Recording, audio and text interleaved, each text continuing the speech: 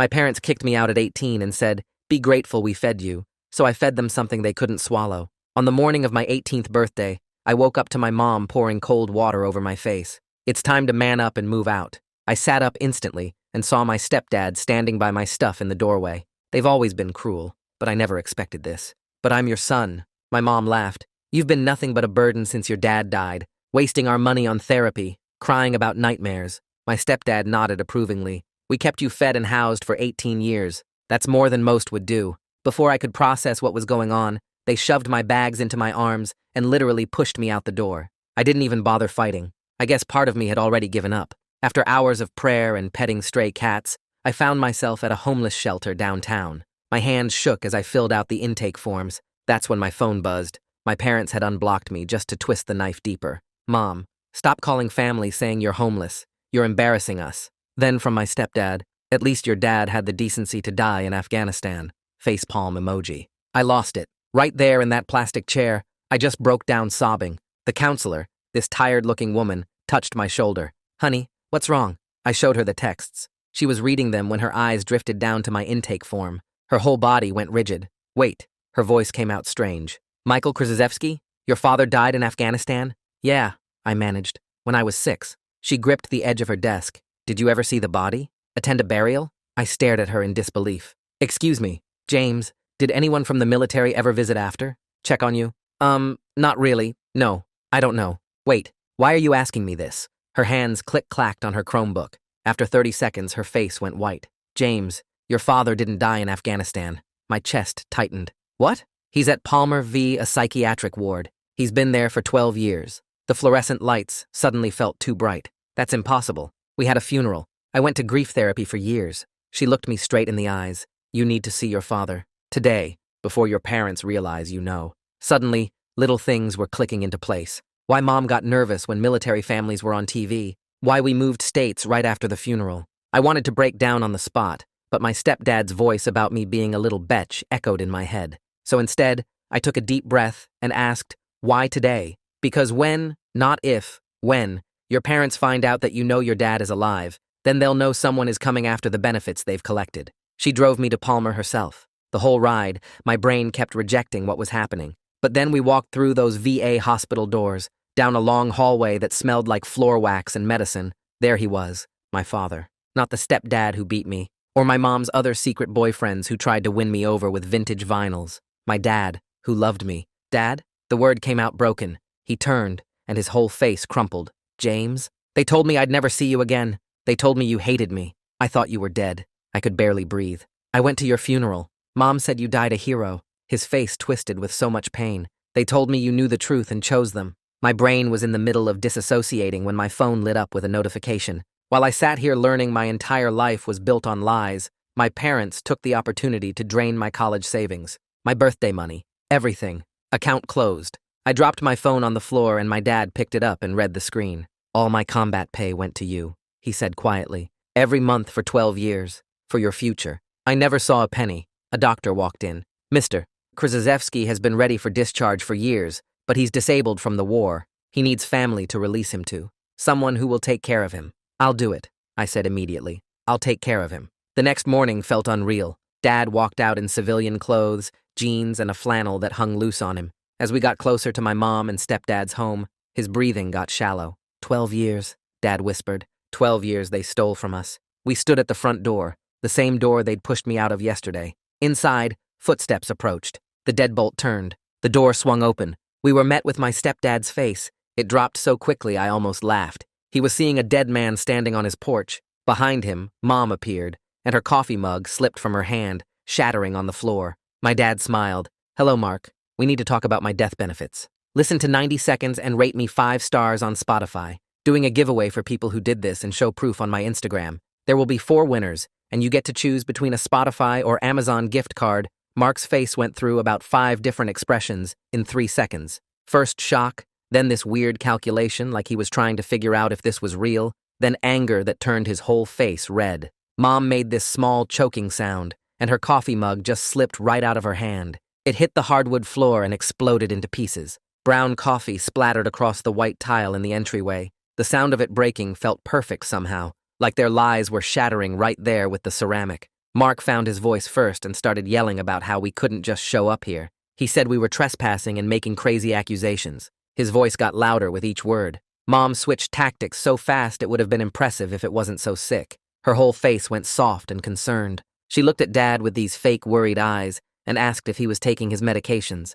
She said maybe he was confused about what really happened. She used this gentle voice like she was talking to a confused child. I felt my hand moving to my pocket before I even decided to do it. I pulled out my phone and opened the camera app. I held it low by my side but angled up so the microphone would catch everything. I kept my face neutral and let them keep talking. Mark noticed after maybe 30 seconds. His eyes locked onto my phone and he lunged forward. His hand reached out to grab it. Dad stepped between us even though his hands were shaking, so bad I could see them trembling from where I stood. Mark stopped. He looked past Dad to the street where a neighbor was getting their mail. His face changed again, and he backed up a step. I kept recording. Mom tried a different approach and said we should all sit down and talk calmly inside. Dad's breathing changed. It got fast and shallow. I could see his chest moving too quick. His eyes had this unfocused look that I recognized from the hospital. He was starting to spiral. I made the choice right there. We came here to let them know we weren't going away. That message got delivered. I touched Dad's arm and said we were leaving. He nodded but didn't say anything. We turned and walked back to the car. I could feel Mom and Mark watching us from the doorway. I got Dad into the passenger seat, and he just stared down at his hands. They were still shaking. I sat in the driver's seat for a minute trying to figure out what to do next. Then I remembered the shelter counselor had given me her direct number. I called her and explained what just happened. She didn't waste time with questions. She said she could arrange a one-night motel voucher through an emergency fund. She gave me the address and said to ask for the manager. I thanked her and hung up. Dad hadn't moved. He was still looking at his hands like they belonged to someone else. I started the car and drove to the motel. It took 20 minutes. Dad didn't speak the whole way. The weight of being the only thing between him and complete breakdown sat on my chest like a rock. The motel was called the Sunset Inn, even though there was no sunset view anywhere, just a parking lot and a highway. The manager gave us the key to room 107 without much conversation. The room smelled like old cigarettes and cleaning spray. There were 2 beds with brown covers and a desk by the window with a scratched surface. I spread everything out on that desk. Dad's discharge papers from Palmer, my birth certificate that I'd grabbed from my room before they kicked me out, screenshots of the texts from Mom and Mark, the bank notification about my drained account. I lined it all up in rows. It wasn't much, but organizing it made me feel slightly less like I was drowning. I took pictures of everything with my phone. Then I sat on the edge of the bed and called the number on the bank notification. The fraud department put me on hold for 15 minutes. Finally, someone picked up. I explained the situation. The representative said my college savings account was closed yesterday morning. All the funds got transferred to an account I didn't have access to. She said I would need to file a police report. I would also need documentation proving the money was mine. When I asked how to prove that when I'm homeless and barely holding it together, her voice got quieter. She said she understood this was hard, but those were the requirements. She gave me a case number and said to call back once I had the police report. I wrote the number down on the motel notepad. My hand was shaking. Dad spoke for the first time since we left the house. He said when he enlisted, he set up something called an allotment. His combat pay would go directly to support his family. He didn't understand all the technical details of how it worked. He just wanted to make sure we would be taken care of if anything happened to him. His voice had this guilt in it that made my throat tight. He said he thought that money was going to me all these years. For my future. For college. I told him I never saw any of it. He put his face in his hands. Something broke in me watching that. This man who served his country and got locked away and lost 12 years with his son, feeling guilty because he tried to take care of me, and it got stolen. I wanted to say something to make it better, but there weren't any words for this. I just sat next to him on the bed until his breathing evened out. I spent the next hour backing up everything on my phone to the cloud. The shelter counselor told me that documentation was everything when you're fighting people with more resources than you. I created a folder labeled Evidence. I uploaded screenshots of every text message, the voice recording from the porch, photos of every document spread out on the desk. I made sure everything saved in 3 different places: my phone storage, Google Drive, email drafts. I wasn't going to lose this stuff because my phone died or got stolen or Mom and Mark found some way to delete it. Every screenshot felt like a small piece of protection. Every backed up file was something they couldn't take away from me. The next morning, we drove back to Palmer, Virginia. Dad needed a replacement ID with a current address. We also needed printouts of his benefits history. The discharge coordinator was a woman maybe 50 years old with reading glasses on a chain. She was helpful, but moved at the pace of someone who processes paperwork all day, every day. She asked Dad questions and typed his answers with 2 fingers. She printed forms and had him sign them. She said the ID would take 2 weeks to process. The benefits history would be ready this afternoon. I sat in the plastic chair and practiced patience. My brain was screaming that we needed answers faster, that every day was another day Mom and Mark could be hiding money or destroying records, but I kept my mouth shut and waited. The coordinator finished the forms and gave us a number to call this afternoon for the printouts. We thanked her and left. In the car, Dad said he was tired. I drove us back to the motel. He laid down on one of the beds and fell asleep almost immediately. I sat at the desk and stared at the organized documents. We had taken the first steps. We had confronted them. We had started documenting everything. We had begun the process of getting Dad's identity back. It wasn't enough. It wasn't even close to enough. But it was something. And something was more than I had 2 days ago when I woke up to cold water on my face. The next morning, I dug through the papers until I found the VA benefits phone number and dialed it. The automated system made me press numbers for different departments, and I got transferred 3 times before landing in a queue with hold music that sounded like it was recorded in 1987. I put the phone on speaker and set it on the desk while I organized documents. 20 minutes passed, then 40. Dad woke up and shuffled to the bathroom, and I was still listening to the same 30-second loop of elevator music. Finally, a woman's voice came on and asked for Dad's social security number. I read it off the discharge papers. She asked what I needed help with, and I tried to explain about representative payees and power of attorney,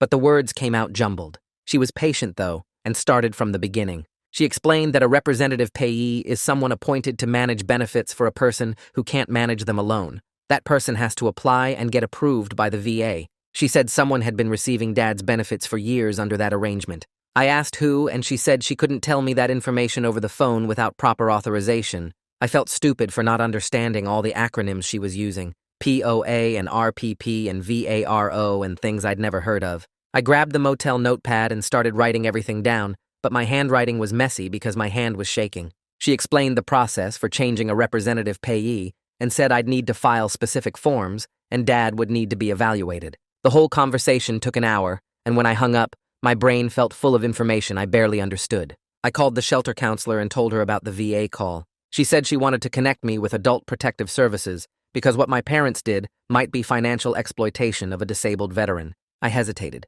Mom had spent years teaching me that government agencies were traps that made things worse, and you couldn't trust them. The counselor must have heard something in my silence because she said sometimes the system is the only protection you have. I thought about that. About how the system had already helped me find Dad when I didn't even know to look. About how I couldn't fight Mom and Mark alone with no money and no home. I said okay, and she gave me a number to call and a name to ask for. Giovanni Mercier. She said he handled cases like this, and he was good at his job. I thanked her and wrote down the information. Before I made that call, I tried something else. I went through my phone contacts and found numbers for family members I barely remembered, aunts and uncles and cousins from before we moved states. Most of the numbers were disconnected. 3 went to voicemail, and I left messages explaining what happened and asking if they'd talk to me. 2 rang, but nobody answered. Then I called Aunt Lisa, my mom's sister. She picked up on the 4th ring. I started to explain who I was, and she cut me off. She said she'd already heard from my mother that I was spreading lies and trying to make them look bad. She said she didn't want to get involved in family drama. I tried to tell her about Dad being alive, but she talked over me. She said Mom had been through enough losing her husband and raising me alone, and I should be grateful instead of causing trouble. Then she hung up. I sat there staring at my phone. The isolation felt deliberate, like Mom had spent years cutting off anyone who might question her story or help me if I ever found out the truth. That night after Dad fell asleep, I opened a new document on my phone and started writing everything I could remember. I put Dad's supposed death at the top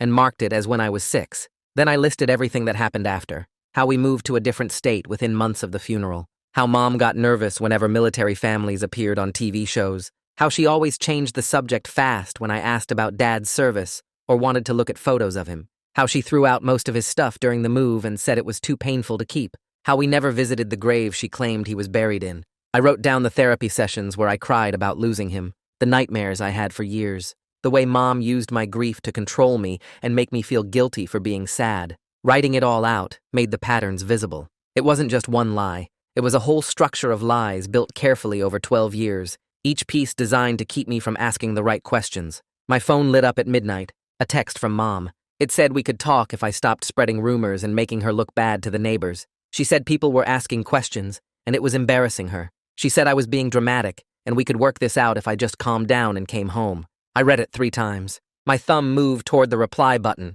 and I caught myself. I stared at the message for 20 minutes. Part of me wanted to type back all the things I was feeling, but I knew that's what she wanted. She wanted me to engage so she could twist my words and make me feel crazy. Instead, I took a screenshot of the text. I opened my evidence folder and added it to the collection. Then I put my phone face down on the desk without responding. The next morning, I sat down with Dad while he ate the free motel breakfast I'd brought back to the room. I said we needed to talk about boundaries and safety. He looked up at me with this expression like he was bracing for bad news. I explained that Mom and Mark might try to contact him, and he couldn't tell them where we were staying or what we were doing. He nodded, but didn't say anything. I kept going. I said they might try to convince him I was lying, or that I was going to abandon him. I said no matter what they said, he couldn't share information with them. He agreed, but I could see the fear in his eyes. The same fear I'd seen at Palmer when he thought I might leave him there. I reached across the small table and put my hand on his arm. I promised him I wasn't going anywhere. I said we were going to figure this out together, and I meant it.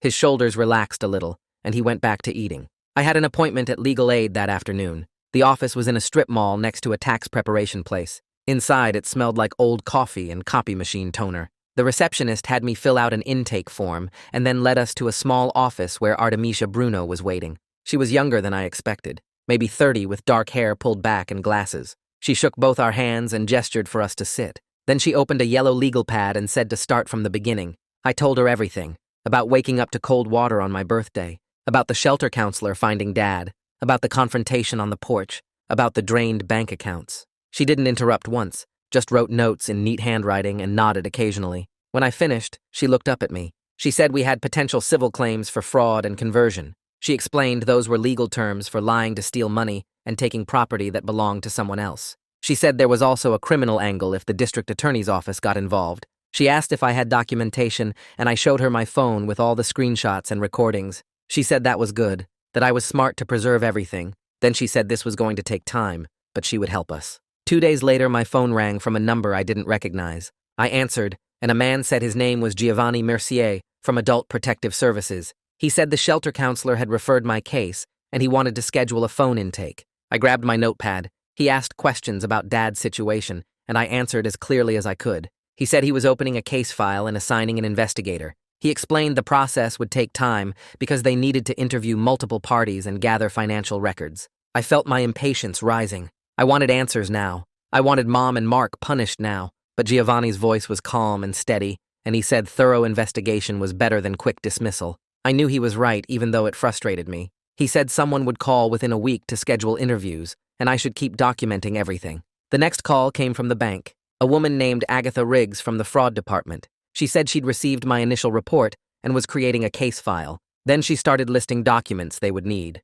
A police report, proof of my identity, evidence the account was set up for my benefit. Statements from anyone who could verify my parents' access wasn't authorized. I wrote everything down, but each requirement felt like another mountain to climb. I didn't have some of these things. I didn't know how to get others. Agatha must have sensed my stress because she said to take it one step at a time. She said to get what I could and call her back. She gave me her direct number and said she was assigned to my case specifically. That afternoon, Ricardo Bruno from the VA called. He said he was a social worker, and he wanted to schedule a consultation about housing assistance and caregiver programs. He also said we needed to talk about changing Dad's representative payee. He started naming programs and resources I'd never heard of. HUDVASH and caregiver stipends and something called aid and attendance. I grabbed my notepad again and wrote as fast as I could, but he was talking quickly, and I was missing things. He must have noticed because he slowed down and said he'd email me information about everything. Then he asked when we could meet in person. I looked at Dad sitting on the bed watching TV and felt something loosen in my chest. Relief, maybe, or hope. Someone was actually helping us. Someone who knew how the system worked and wanted to guide us through it. I scheduled the meeting for the following week, and when I hung up, I realized my hands had stopped shaking. The next morning, I met Artemisia at the legal aid office, and she helped me draft a formal request to Peaceful Rest Funeral Home. I gave her the address Mom had taken me to 12 years ago for the memorial service. Artemisia explained we needed official confirmation of what services they actually provided versus what Mom claimed happened. She typed up the request on legal aid letterhead, and I signed it. 3 days later, an envelope arrived at the motel. I opened it with Dad watching from the bed. The funeral home director wrote that they provided memorial service space on the date in question, but never received any remains for burial or cremation. Their records showed no casket purchase, no burial plot, no cremation authorization, Just the rental of their chapel for 2 hours. I read it twice and my stomach turned. I already knew Dad was alive, but seeing it in writing that the whole funeral was empty theater made me feel sick in a different way. That afternoon, I drove to the police station downtown and asked to file a report. The officer at the front desk directed me to Detective Hugo Larkin's office. He was maybe 50 with gray hair and reading glasses pushed up on his head. I sat in a plastic chair across from his desk while he pulled up a form on his computer. He asked me to start from the beginning, so I told him everything. About waking up to cold water on my 18th birthday, about finding Dad alive at Palmer, about my drained bank accounts and 12 years of stolen benefits. Hugo typed steadily without interrupting. When I finished, he printed the report and had me review it for accuracy. He explained this would take time to investigate. Financial crimes involving multiple parties and federal benefits were complex, but the report number would help me with the bank and other agencies. He handed me a business card and told me to call if I remembered additional details or if my parents contacted me. I folded the report and put it in my evidence folder. 2 days later, I was sitting on the motel bed organizing paperwork when I glanced out the window. Mark's truck was parked 3 spots down. He was just sitting there behind the wheel staring at our room. My whole body went cold. I grabbed my phone and called 911 first. Then I started throwing our stuff into bags. My hands shook so badly I could barely work the zippers. Dad asked what was wrong and I pointed out the window. His face went white. The dispatcher stayed on the line while I packed. She said officers were 5 minutes out. I kept watching Mark through the curtain. He hadn't moved, just sitting there watching us. When the police arrived, Mark drove away slowly. The officers took a report and told me to document any future contact. After they left, I sat on the floor with my back against the bed. Dad put his hand on my shoulder. We decided to keep our bags packed from now on, just in case. The next day, Artemisia helped me request my school records from the district office. She explained we needed documentation showing the grief therapy Mom had me in for years. The records arrived a week later, and I spread them across the motel desk. Page after page of counseling session notes from ages 6 to 16. Every single one listed the diagnosis code for loss of parent.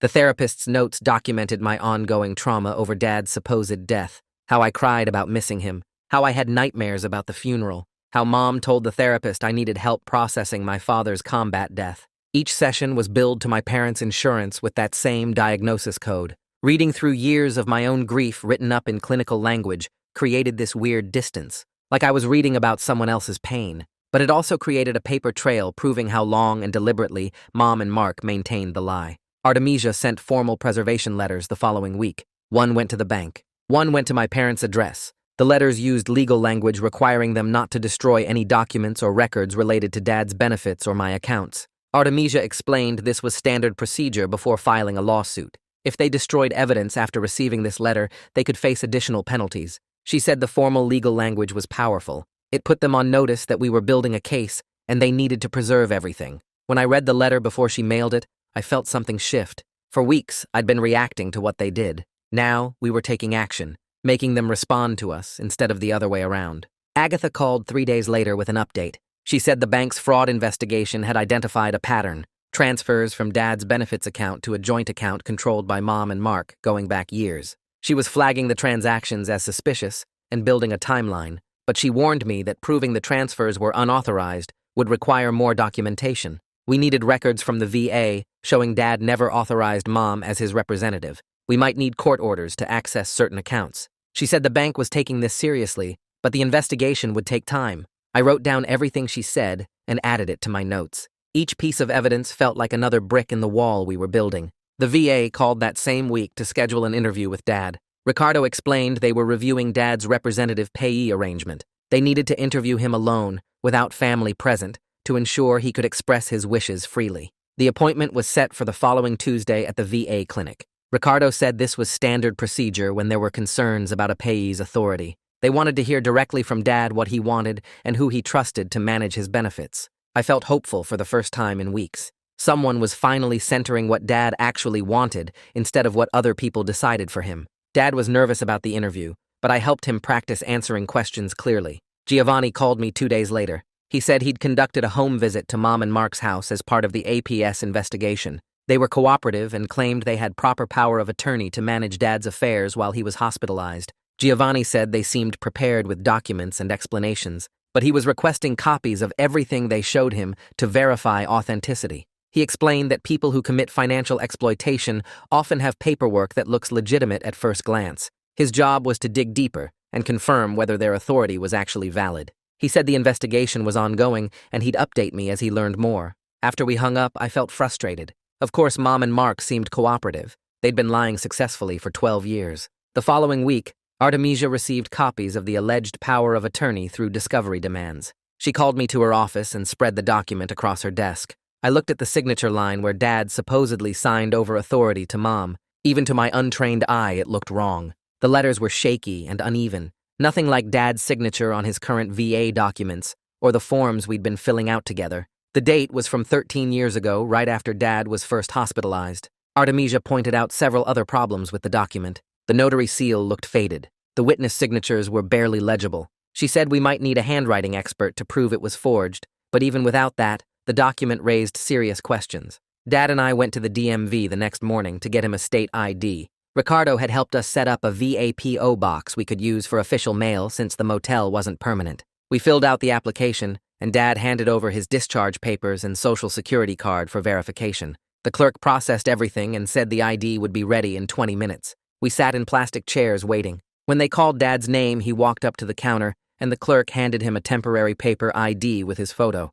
Dad stared at it for a long moment. His name, his current address for the first time in 12 years, not the hospital, not Mom and Mark's house, our address. I watched him fold it carefully and put it in his wallet. It was such a small thing, just a piece of paper with his information, but it felt like a tiny victory in a war we were still losing. Ricardo called that afternoon while we were back at the motel. He asked if I had time to go over the VA caregiver program application, and I said yes immediately. He walked me through each section on the phone, explaining what medical records I needed from Dad's Palmer file and which forms required a doctor's signature. The application asked for detailed information about Dad's daily care needs, his disabilities, his treatment plan. I filled in boxes about medication management, appointment attendance, meal preparation, emotional support. Every question made the weight of what I'd taken on feel more real. Ricardo sent me links to the required training modules, and I started the first one that evening, watching videos about veteran mental health and caregiver burnout. The training talked about setting boundaries and asking for help,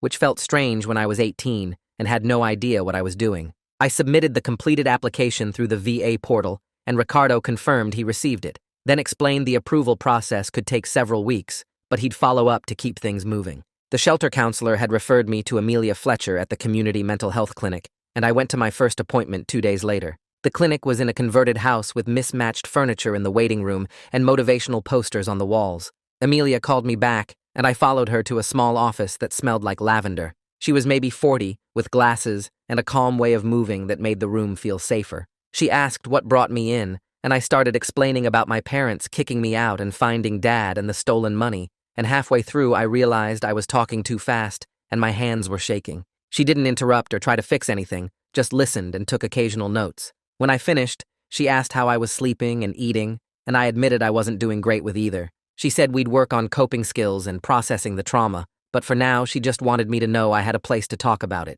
The session was only 50 minutes, but leaving felt like I'd set down something heavy, at least temporarily. Agatha from the bank called to schedule a detailed interview, and I met her at the branch office the following week. She had printouts of every transaction on my old savings account going back 5 years, highlighted and annotated with sticky notes. We went through each withdrawal and transfer, with Agatha asking who initiated it, what I was told it was for, whether I gave permission. I explained that Mom always said the money was saved for college, that I never had access to the account myself, that I didn't know she could just close it whenever she wanted. Agatha asked about the joint account structure, and I told her it was set up when I was 13, that Mom said it was normal for parents to be on their kids' accounts. She made notes about everything, and explained the bank had standards for provisional credit in fraud cases. My situation was complicated because the account was technically joint, but the pattern of access and the timing of the final withdrawal, right when I discovered Dad was alive, created a strong case. She said she'd present everything to the fraud review committee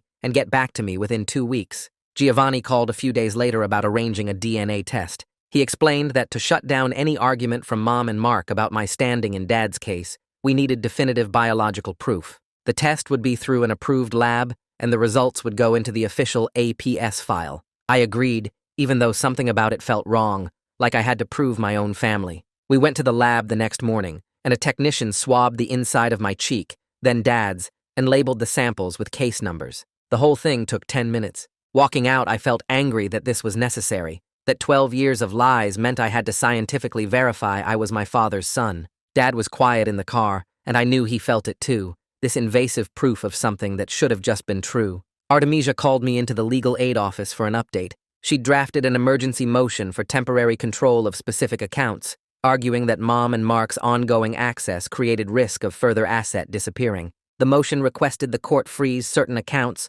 and require financial reporting while the investigations continued. We had a hearing date in 2 weeks. Artemisia spread the paperwork across her desk and walked me through what to expect. She said court was unpredictable and stressful, that judges had a lot of discretion, that we might not get everything we asked for, but this was our best shot at stopping them from hiding or spending more money while APS and the police did their work. I signed the verification forms, and she filed everything electronically that afternoon. The funeral home sent additional records 2 days later. I opened the envelope at the motel and pulled out invoices and contracts showing they'd provided space for a memorial service, nothing more. No cremation services, no burial services, no handling of remains. Just a room rental and some chairs and a guest book. I stared at the papers trying to process that the funeral I remembered, the casket I cried over, the entire ceremony was theater. Mom and Mark had staged a memorial service for a man who was alive 20 miles away in a VA hospital. I felt something crack open inside me, this cold rage that made my hands shake. I told Dad I needed to walk, and I left the motel, circling the parking lot and the nearby streets for over an hour until my legs hurt and the anger settled into something I could carry. Ricardo called about HUDVASH screening for Dad. The program provided housing vouchers and case management for homeless veterans, and Dad qualified based on his service and current situation. The screening interview was scheduled for the following Tuesday at the VA clinic. Dad got anxious as soon as Ricardo explained the process, worried they'd think he was too damaged or didn't deserve help. That evening I sat with him, and we practiced answering the questions Ricardo said they'd ask. I reminded him he'd served his country, that he'd earned this support, that being honest about his needs wasn't weakness. We went over it until he could talk about his mental health and housing situation without his voice shaking too much. An email arrived at the legal aid office from Mom's personal account. Artemisia forwarded it to me with a note to call her. I read the whole thing, this long, rambling message about grief and confusion, and how she'd always planned to tell me the truth when I was older. She blamed the trauma of thinking she might lose Dad, said she made bad decisions out of fear, claimed she never meant to hurt anyone. The email went on for pages, without ever actually admitting what she'd done or apologizing for specific actions. Artemisia called me that afternoon and said it was a classic non-apology, the kind that admits nothing concrete and keeps all the blame vague. She'd already responded officially, stating that all communication needed to go through attorneys from now on. I felt relieved that I didn't have to figure out how to respond myself, that someone was running interference so Mom couldn't manipulate me directly. Artemisia brought up the possibility of hiring a handwriting expert to analyze the power of attorney signature. She explained that experts were expensive, usually several $1,000s, and we should wait to see if the bank's internal review flagged the document first. If the bank's analysts found problems with the signature, that would give us ammunition without the cost. I wanted answers immediately, but I was learning that legal strategy sometimes meant patience, waiting for the other side to make mistakes instead of forcing every issue. Artemisia said she'd keep pushing on multiple fronts, and we'd decide about the expert once we saw how the bank review went. Dad and I started building a daily routine to keep ourselves from spiraling. Every morning I set out his medications in a pill organizer, and we took them together with breakfast. Then we spent an hour on paperwork and phone calls, following up with agencies, organizing documents, checking email. After that, we took a short walk around the motel parking lot, just 10 or 15 minutes to get outside and move. The structure helped both of us feel less out of control. I noticed Dad's anxiety decreased when he knew what to expect each day, when there was a plan instead of just reacting to whatever crisis came next. Some days the routine felt boring, and I wanted to rush ahead to solutions, but I was learning that stability came from small, consistent things, not dramatic breakthroughs. Giovanni's call came on a Thursday morning while I was sorting Dad's medications into the weekly organizer. He said APS completed their preliminary review and substantiated concerns about financial exploitation, that the investigation would continue, but this initial finding validated everything we'd been saying. I asked what that meant for the criminal case, and he explained it wasn't a final determination, but it gave Detective Hugo solid ground to work from, that official documentation of abuse would strengthen both the criminal investigation and our civil suits. I thanked him and hung up, then sat there staring at the pill organizer, because after weeks of feeling like maybe I was making too big a deal out of this, Someone official was saying it actually happened, that what Mom and Mark did was real abuse with a paper trail to prove it. The bank called 2 hours later, and Agatha walked me through their internal review findings, how their analysts flagged the power of attorney's signature as potentially forged based on comparison with Dad's other documents on file. She said they were placing holds on any further withdrawals from Dad's benefits account while they completed their investigation, that this didn't get our money back yet, but it stopped Mom and Mark from draining more while we built the case. I asked how long the review would take, and she said probably another few weeks, that these things moved slowly, but the holds were immediate and enforceable. Dad asked what was happening, and I explained both calls, watching his face shift from confusion to something like hope, like maybe the system actually worked sometimes, instead of just crushing people who couldn't fight back. The restraining order hearing was scheduled for Monday at the county courthouse,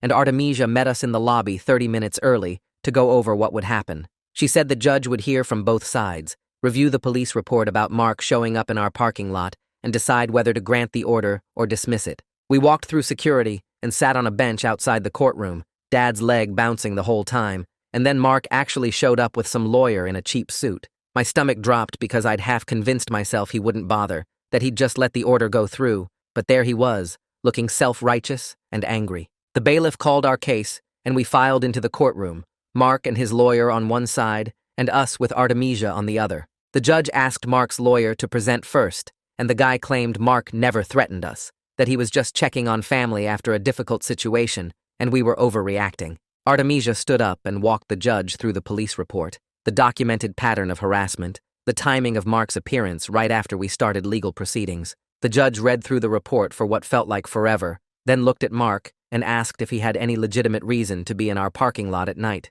Mark started talking about family obligations, and the judge cut him off, said the evidence showed a pattern of intimidation, and granted a limited order requiring Mark to stay 500 feet away from us for 6 months. We walked out, and I felt this weird mix of relief and disappointment because 6 months felt both like protection and like not enough, but Artemisia said it was a solid win, and any violations would mean jail time. The VA scheduled Dad's representative payee interview for Wednesday, and we drove over to Palmer for the appointment. A social worker I hadn't met before brought Dad into an office alone, and I sat in the waiting room for 40 minutes checking my phone every 2 minutes. When Dad came out, he looked tired, but okay, said they asked who he wanted managing his benefits, and he told them me without hesitating. The social worker called me in after and explained there was a process, that I'd need to complete training modules and submit paperwork, but Dad's clear statement of preference carried significant weight in their decision. She handed me a folder with training information and said they'd be in touch about next steps, that the goal was to finalize everything within a month. I thanked her, and we left, Dad quiet in the passenger seat, and finally he said he was scared I'd think it was too much responsibility and back out. I told him I wasn't going anywhere, that we were doing this together, and he nodded, but I could see he didn't quite believe it yet, after 12 years of people abandoning him. Ricardo called Thursday afternoon to say Dad passed the HUD-VASH eligibility screening, and we were approved to start looking for a unit. He connected me with Augusto Carney, the housing coordinator, who explained we needed a 1-bedroom that met program standards, and the voucher would cover most of the rent. Augusto said he'd send me listings that qualified, and we could schedule viewings once I found places I wanted to see. I hung up and told Dad we were approved for real housing, not just motel vouchers, and he asked how much it would cost us. I explained the voucher covered most of it, and we'd only pay a small portion, that this was the first piece of actual stability we'd had since everything started. He got quiet again, and I realized he was crying, just sitting there with tears running down his face, and I didn't know what to say, so I just sat next to him until he pulled himself together. Friday. I spent the whole afternoon on my laptop updating Dad's mailing address with every agency I could think of. Social Security, the VA, his bank, his pharmacy, his insurance company, each one with its own form and verification process. Ricardo helped me set up a VAPO box as our permanent address until we had stable housing, explaining it would prevent any issues with mail during the transition. Each form I submitted felt like I was erasing another piece of Mom and Mark's control, changing every link they had to Dad's information and benefits. My hand cramped from typing and my eyes burned from staring at the screen, but I kept going because this tedious administrative work was how you actually protected someone, not through dramatic confrontations, but through paperwork and documentation. The bank called Monday morning, and Agatha said they were issuing a small provisional credit to a new student account they'd helped me open, completely separate from anything my parents had touched. She warned it was only a fraction of what was stolen and could be reversed if their investigation didn't support my claims, so I needed to be careful spending it on anything except absolute necessities. The deposit hit Tuesday, and I stared at the balance for a full minute. This small amount of money that was actually mine and couldn't be taken away without warning. I used some of it to buy groceries, real food instead of whatever the motel voucher covered, and Dad helped me cook dinner in the tiny kitchenette. Wednesday, a message came through on social media from someone claiming to be my mom's cousin, saying the family wanted to arrange a meeting to work things out before this got more complicated. I read it 3 times looking for the manipulation angle and found it in the phrase, "before this got more complicated," like the problem was me pursuing legal action instead of them stealing from us for 12 years. I sent a screenshot to Artemisia, and she drafted a response saying all contact needed to go through legal counsel, that we weren't meeting with anyone without attorneys present. Hitting send on that message felt powerful, even though it made me sad that family had to work this way, that I couldn't trust anyone on Mom's side to actually care about what happened to us. Artemisia called Thursday to propose a settlement conference before filing a full lawsuit, explaining that litigation was expensive and slow, and if we could get restitution and accountability through negotiation, it might be better than years in court. I said I didn't think Mom and Mark would ever take real responsibility, that they'd just make excuses and try to minimize what they did. She agreed that was likely, but said the pragmatic approach was to try settlement first, that we could always file suit if they refused to negotiate in good faith. I told her to set it up, but I wasn't expecting anything good to come from it. The DNA results arrived Friday in a plain envelope, and I opened it already knowing what it would say. The test confirmed I was Dad's biological son with 99.9% certainty, shutting down any possible argument that I wasn't entitled to be involved in his care or pursue claims on his behalf. Giovanni called an hour later to say he'd received the results and was filing them with APS as part of the official record, one more piece of documentation proving our relationship and my legal standing. I filed the report in our evidence folder and added it to the cloud backup, this proof of something I'd never doubted, but that the system required me to verify anyway. 3 days after the DNA results arrived, Ricardo called while I was making breakfast in the motel kitchenette. He said the VA finished reviewing Dad's representative payee change, and it was pending final approval within the next 2 weeks. They placed interim holds on the account to stop any unauthorized access during the transition, which meant Mom and Mark couldn't touch anything while the paperwork processed. I asked what happens once it's approved, and Ricardo explained I'd have legal authority to manage Dad's benefits, full control over the money that was supposed to support us all these years. Dad was sitting at the tiny table listening to my side of the conversation, and when I hung up and told him what Ricardo said, his hands started shaking. I reached across and held them steady until he nodded and took a breath. The settlement conference happened the following Tuesday at Legal Aid in a small conference room with a scratched table and flickering overhead lights. Artemisia sat next to me with her laptop open and 3 folders of documentation stacked in front of her. Mom arrived first with her attorney, a middle-aged guy in a wrinkled suit who looked like he'd rather be anywhere else. Mom's eyes were already red and puffy, like she'd been crying in the car, and when she saw me, she reached out like she wanted to hug me, but I just stared at her until she sat down. Mark showed up 10 minutes late without a lawyer, dropping into a chair and immediately starting in about how this whole thing was a misunderstanding, and we were making him look bad at work. Artemisia ignored him completely and opened the first folder, laying out bank statements showing the pattern of transfers from Dad's benefits to their joint account. Mom's attorney shifted in his seat and started taking notes. Artemisia walked through each document methodically, her voice calm and factual, pointing out dates and amounts and the timeline of when Dad was hospitalized versus when the transfers started. Mom kept interrupting with excuses about how confused she was after losing her husband and how she thought she was doing the right thing. Mark got louder, insisting they had power of attorney and everything was legal, but Artemisia just pulled out the questioned document and asked if he'd like to explain why the signature didn't match any of Dad's other signatures on file. The room went quiet, except for the buzz of the fluorescent lights. I sat there watching Mom perform her grief, while Mark cycled through anger and defensiveness, and something shifted in my chest. I wasn't angry anymore, just exhausted and ready for this to be over, so Dad and I could move forward. After 2 hours of back and forth, Mom's attorney suggested a restitution framework, and Artemisia countered with specific terms. We reached an agreement in principle where Mom and Mark would follow a payment schedule to pay back the documented stolen funds over time, contingent on what the investigations found. It wasn't everything we were owed, and there was no criminal admission, but Artemisia explained this gave us a legal framework, and we could still pursue other options if they didn't comply. I signed where she indicated and walked out without looking at Mom, whose crying had gotten louder when she realized I wasn't going to forgive her. 2 days later, we were back in court for the asset freeze hearing. The judge was an older woman who read through Artemisia's motion while we waited, then asked Mom's attorney if he had any objections to a limited freeze on the disputed accounts.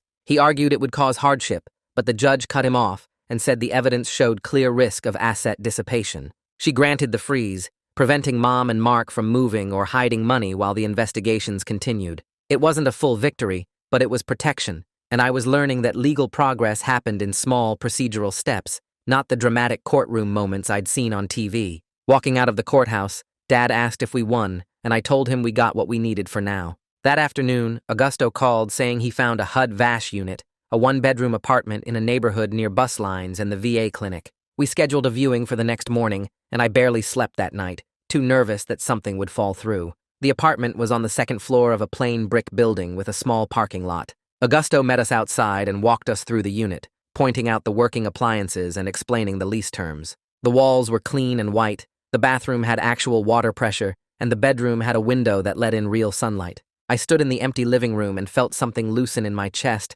that had been tight since my 18th birthday, this knot of fear and uncertainty finally starting to unwind. Dad walked through each room twice, touching the walls like he couldn't believe they were real. Augusto said we could move in within 2 weeks once the final paperwork cleared, and I signed the application right there on his clipboard. The caregiver program sent an acceptance email that evening, pending completion of the training modules. I pulled up the online portal and started working through the lessons about medication management and mobility assistance and recognizing signs of distress. The training took 3 days to finish, but once I completed it, I'd receive a monthly stipend for helping Dad with daily activities and medical appointments. It wasn't much money, but it was reliable income, and more than that, it validated that taking care of Dad was real work, not just something I was supposed to do for free because he was family. Giovanni called the following week to say APS issued a preliminary letter of concern to Mom and Mark. The letter formally notified them that the investigation found substantiated evidence of financial exploitation of a disabled veteran. He was careful to explain this wasn't a final determination, but it was a significant finding that would support the criminal case and civil recovery efforts. I asked what happens next, and Giovanni said the full report would go to the DA's office for review, and they'd decide whether to file charges based on the evidence. Move-in day arrived on a Saturday morning. Dad and I packed our few belongings from the motel into trash bags and took the bus to the new apartment. Augusto met us there with the keys and helped carry stuff upstairs. Once he left, and it was just us in the empty space, Dad started pacing between the living room and bedroom. He kept asking what if the VA changed their mind? What if we couldn't afford it? What if Mom and Mark found us and caused trouble? His breathing got shallow and I recognized the signs of a panic attack building. I walked him to the couch and sat down next to him, guiding him through the breathing exercises Amelia taught me in therapy. 4 counts in, hold for 4, 4 counts out. We did it together until his shoulders relaxed and his hands stopped shaking. Then we unpacked slowly, turning the empty apartment into something that felt like ours, hanging Dad's few shirts in the closet and arranging our donated dishes in the kitchen cabinets. Agatha called Monday afternoon with an update about the bank investigation. She said they were issuing a larger provisional credit to my protected account based on their internal fraud findings. The amount would cover a significant portion of what was stolen from my college savings. She reminded me carefully that it was still provisional pending final determinations, but having actual money in an account that only I controlled felt like breathing after being underwater. I checked the balance 3 times that day, just to make sure it was real. Dad started seeing Victor Montes the following week. Victor was a VA psychiatrist who specialized in trauma, and his office was in the same building as the clinic where Dad got his other medical care. I waited in the lobby during the first appointment, flipping through old magazines and watching the clock. Dad came out an hour later looking tired but calmer. In the car, he told me Victor was straightforward about the work ahead, acknowledging both the combat trauma and the psychological damage from 12 years of wrongful hospitalization. Victor was optimistic about Dad's capacity for healing, which gave us both something we hadn't had in a long time: hope. The following week, I took the bus to the community college and found Cassie Vickers' office on the 2nd floor of the Student Services building. She was younger than I expected, maybe late 20s, with a desk covered in forms and a coffee mug that said, "Deadline Survivor." I explained my situation without going into all the details, just that I was 18, responsible for my disabled veteran father, and needed to figure out college while managing his care. Cassie pulled up the fee waiver program on her computer and started clicking through requirements. She asked about my high school transcripts, and I told her they were still at my old address, but I could request copies. She made a note and then opened a course catalog, walking me through what a realistic first semester looked like for someone working part-time and caregiving. She suggested 2 classes to start, both online with flexible deadlines, and explained how the Disability Services Office could help if Dad had a crisis and I needed extensions. I felt my shoulders relax because she wasn't judging that I was starting late or that I couldn't handle a full load. She was just helping me build something that worked. We filled out the enrollment forms together, and she submitted my fee waiver application right there, saying it usually took 2 weeks to process. When I left her office, I had a printed course schedule for spring semester and a campus map with the financial aid office circled in red pen. Artemisia called 3 days later while I was helping Dad sort his medications into the weekly pill organizer.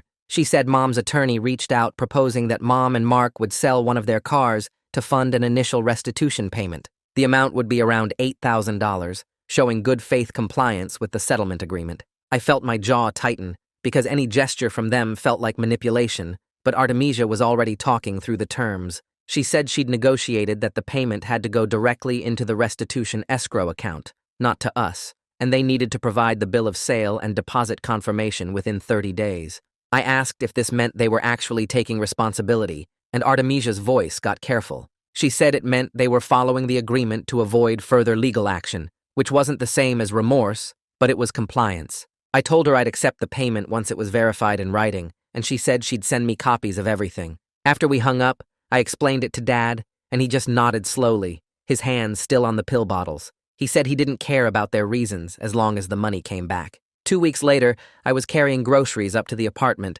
when I saw Mark's truck in the parking lot. My stomach dropped and I stopped walking, bags still in my hands. He was sitting in the driver's seat about 50 feet from our building, engine off, just staring at the windows. I turned around immediately and walked back toward the street, pulling out my phone. I called 911 and told the dispatcher there was a restraining order violation in progress, gave them the address and Mark's license plate number. The dispatcher told me to stay on the line and move to a safe location. I went around the corner to the bus stop and waited, watching the parking lot entrance. A police car arrived within 10 minutes, and I saw the officer approach Mark's truck. Mark started gesturing and pointing, but the officer wasn't having it. They talked for a few minutes, and then the officer walked Mark to the patrol car. I gave my statement to a second officer who arrived, showed him the restraining order paperwork on my phone, and confirmed Mark had no legitimate reason to be at our address. The officer said they were arresting Mark for violation, and I'd receive a court date notification for the hearing. The hearing happened the following week, and I sat in the courtroom watching Mark try to explain to the judge that he was just driving through the neighborhood. The prosecutor presented the police report, the GPS data from the 911 call showing I was at the apartment complex when I called, and photos the officer took off Mark's truck parked in our lot. The judge looked at Mark and said this was a clear violation of a protective order and asked if he understood that the order existed specifically to prevent this kind of contact. Mark started to argue, but his attorney put a hand on his arm. The judge extended the restraining order to a full year and added a warning that any further violations would result not just in arrest, but in jail time pending trial. For the first time since this started, I felt like the legal system was actually taking our safety seriously, not just processing paperwork. I left the courthouse and texted Artemisia the outcome, and she responded with a thumbs-up emoji and good. The VA letter arrived on a Thursday afternoon in a thick envelope with official seals. I opened it at the kitchen table and read the first paragraph 3 times before the words actually registered. The representative payee change was finalized, and I now had legal authority to manage Dad's benefits. The letter included instructions for the transition, contact information for the benefits coordinator, and a checklist of responsibilities. I sat there holding the pages and feeling the weight of what this meant. Dad's financial security was in my hands now, not Mom's, not Mark's, not some stranger at the VA who never checked if he was okay. I was responsible for making sure his bills got paid, his medications were covered, his basic needs were met. It was overwhelming, but it was also right, and I felt grateful that after 12 years of exploitation, someone finally trusted me to do what should have been done all along. I walked into the living room where Dad was watching the news and showed him the letter. He read it slowly, and then looked up at me with wet eyes and said, "Thank you." The first caregiver stipend payment hit my account on the 15th of the month. I was checking my phone during Dad's doctor appointment when the deposit notification popped up. I stared at the screen for a full minute, reading the amount and the description line that said VA Caregiver Support Program. It was small, only a few $100s, but it was reliable income that would come every month. Combined with Dad's benefits that I now controlled properly, we could actually budget for rent and food and basic stability without constant crisis. I showed Dad the notification when we got back to the car, and he squeezed my shoulder. On the way home, we stopped at the grocery store, and I bought actual fresh vegetables instead of just ramen and canned soup, and it felt like a luxury, even though it was just normal food that normal people bought. Agatha called the next week to confirm the restitution escrow received its first payment from the car sale. She walked me through the deposit details and verified the amount matched what Mom's attorney had promised. She was careful to remind me that my provisional credits from the bank were still pending final determination based on their fraud investigation, but having money actually flowing back felt like tangible progress. It wasn't justice, and it wasn't everything we lost, but it was something real, something I could point to and say, they're actually paying consequences. I asked Agatha what happened next, and she said the bank investigation was still ongoing, but this restitution payment strengthened our case because it showed Mom and Mark acknowledge the debt. She said she'd keep me updated, and I thanked her for everything she'd done. Dad and I sat down that evening and made a decision about boundaries. We agreed we wouldn't have any contact with Mom or Mark unless it went through our attorneys, and we were going to actually stick to it this time. I blocked Mom's number and Mark's number and any other numbers I recognized from their side of the family. Over the next few weeks, Mom tried calling from different numbers, and I didn't answer. Mark's sister reached out on social media asking if we could talk, and I blocked her. Mark's brother sent a message saying I was tearing the family apart, and I deleted it without responding. Every time I held that boundary, instead of caving to guilt or curiosity, I felt a little bit stronger. The consistency of not engaging created a calm I didn't know was possible, like I could finally breathe without waiting for the next manipulation or crisis. 3 months after I woke up to cold water on my face, I was sitting at our kitchen table with Dad's evening medications laid out in front of me. The apartment smelled like the cheap chicken and rice I had in the oven, and my laptop was open to my community college syllabus for the online writing class I'd started the week before. Dad was in the living room watching some cooking show, and I heard him laugh at something the host said.